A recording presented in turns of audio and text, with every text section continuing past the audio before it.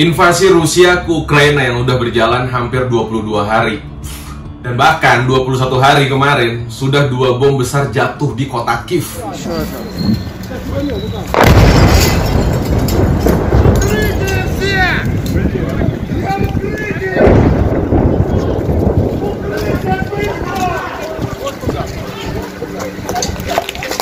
Bayangin, kalau misalnya sudah jatuh dan udah nyerang ke ibu kota, udah pasti banyak korbannya. Bisa anak-anak, bisa ibu, bisa bapak, bisa kakek, bisa tante, bisa om.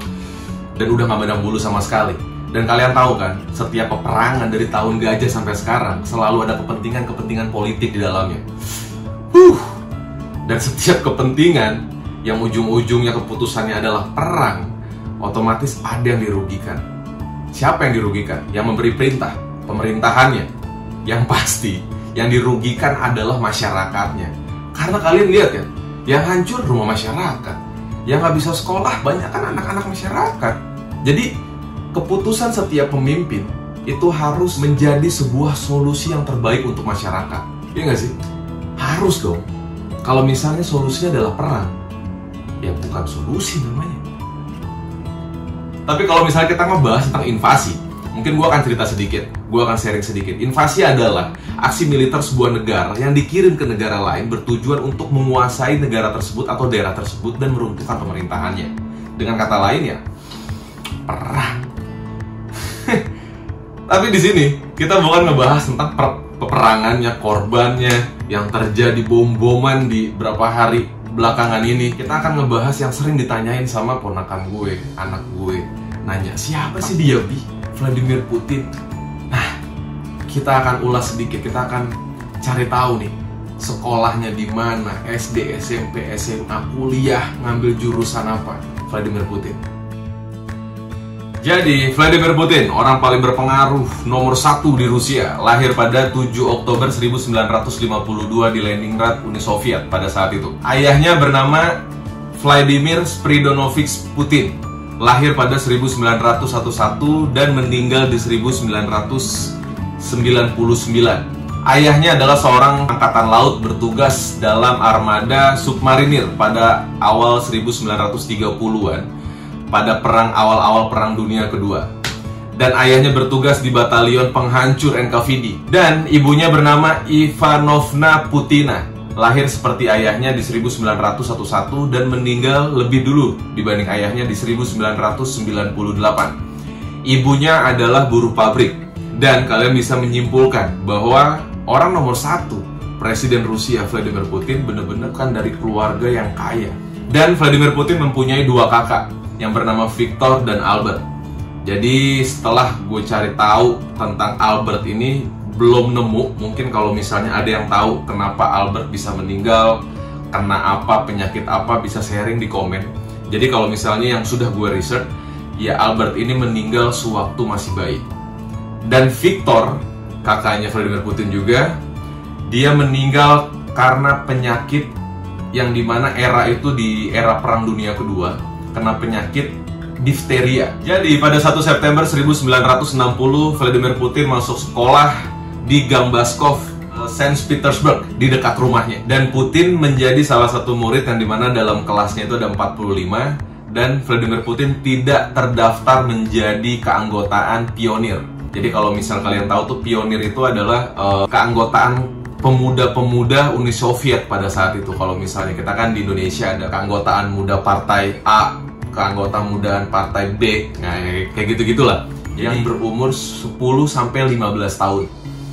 Dan pada usia 12 tahun Vladimir Putin mulai suka dengan olahraga bela diri, judo, dan juga sambo. Jadi Vladimir Putin punya cita-cita menjadi marinir atau angkatan perwira intelijen yang seperti ditampilkan di layar kaca Uni Soviet. Jadi kalau dulu tuh belum ada XX1 bioskop, ada layar tancap ya. Nah, layar tancapnya itu selalu disajikan dengan film-film peperangan. Kalau misalnya kita geser sedikit ke Korea Selatan, ya sama seperti itu. Zaman Korea masih dipegang sama pemimpin yang otoriter, selalu disajikan film-film peperangan. Kalau misalnya film tidak menyajikan perfilman yang ada perang-perang, ya pasti nggak lulus tayang. Nah, sama seperti di Rusia. Jadi anak-anak termasuk Vladimir Putin pada saat itu sering nonton film perang-perang, ya otomatis mimpi, tujuannya, cita-citanya ya menjadi intelijen, tentara yang hebat. Ya jadi seperti itu. Setelah masuk ke umur remaja, akhirnya Putin masuk ke SMA Saint Petersburg 281 dan dapat berbicara dalam bahasa Jerman. Jadi kita tahu kan, zaman dulu kan Rusia perangnya dengan siapa? Ya kan? Dengan ya Hitler, Nazi yang begitu berambisi untuk menguasai hampir setengah bumi. Men, Hitler, apa perlu kita bahas? Sebenarnya udah banyak sih teman-teman gue pada nyeritain tentang Hitler. Cuman mungkin dengan versi yang berbeda. Ada yang mau? Silahkan komen. Dan setelah lulus SMA dan menguasai bahasa Jerman, Vladimir Putin akhirnya melanjutkan ke perguruan tinggi di Universitas Negeri Saint Petersburg pada tahun 1970 dan lulus pada tahun 1975 mengambil jurusan hukum. Dan ada yang keren nih.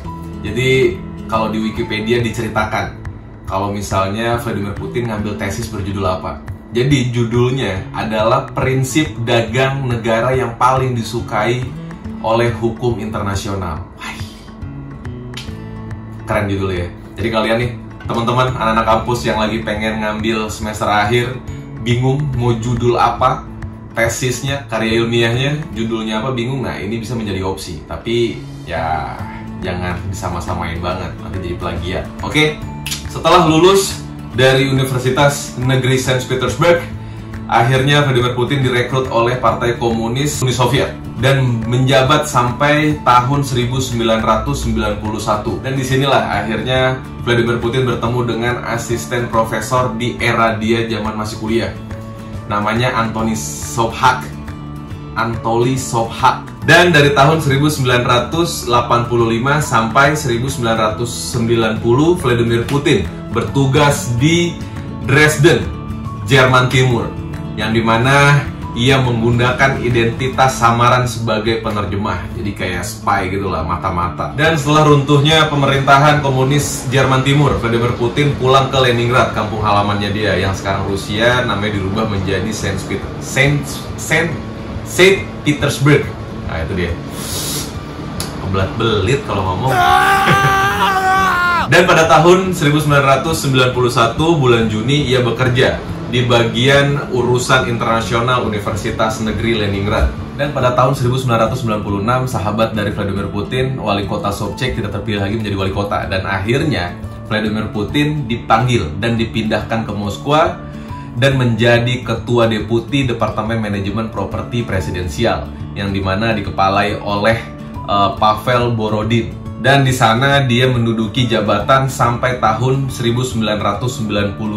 Pada masa jabatannya, Vladimir Putin bertugas untuk mengurusi semua aset-aset properti di luar negeri dan mengadakan pemindahan aset-aset tersebut dari pemerintahan lama Uni Soviet ke Federasi Rusia. Jadi pada 26 Maret 1997, Presiden Boris Yeltsin melantik Vladimir Putin menjadi Ketua Deputi Staf Presidensial. Dan pada akhir tahun 1999, lebih tepatnya 31 Desember, Boris Yeltsin secara tiba-tiba mengundurkan diri. Dan otomatis berdasarkan pada konstitusi Rusia, Vladimir Putin menjadi pelaksana jabatan Presiden Federasi Rusia.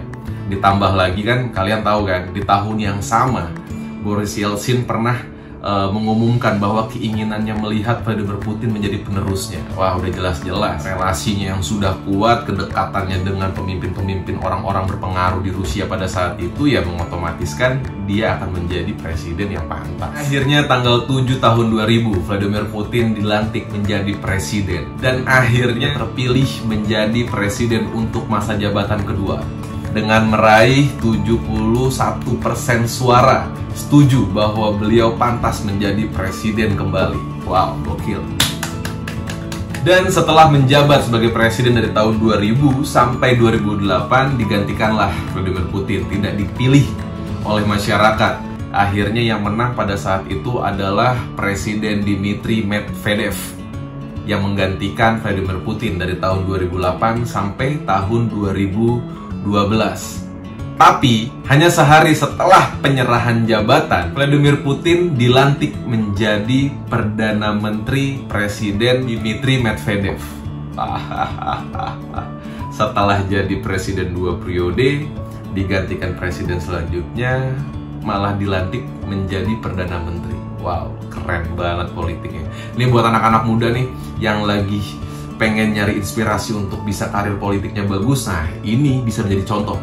Kalian buka aja Wikipedia, kalian search langsung Vladimir Putin. Dalam Kongres Rusia Bersatu di Moskwa pada 24 September 2011, Presiden Dmitry Medvedev secara resmi merencanakan agar Vladimir Putin dapat maju kembali untuk jabatan presiden yang ketiga pada tahun 2012.